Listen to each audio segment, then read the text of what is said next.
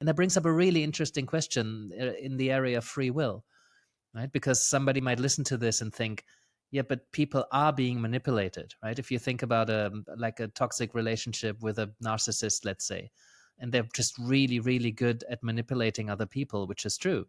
You know, if I assume that free will exists. It's difficult to prove it, but like I operate under that assumption. I think that's still a winning argument, that there's things that are up to us, but I also know and have witnessed that people can be manipulated into thinking that something's their decision.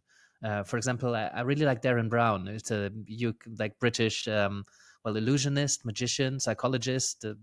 I don't know what label he would he would go by, but he has beautiful segments in his show where he already has engineered what somebody is going to think, what decision somebody is going to make, just by subliminal messaging and perception without awareness.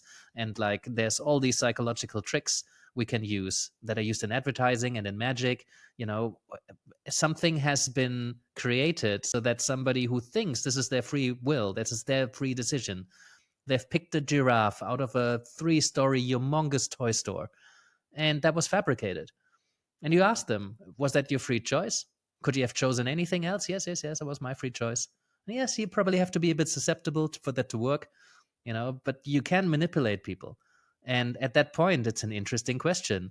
Do you still take responsibility for a question that you have been an answer that you have been manipulated into?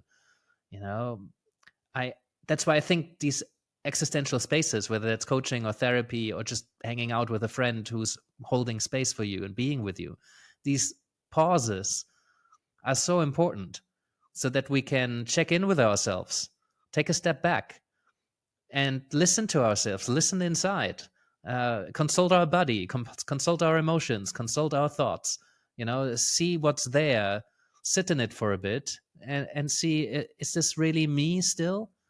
Have I been kind of pushed into becoming a lawyer or an accountant or a doctor by my parents? And maybe that's why I feel a bit out of place in my career at the moment.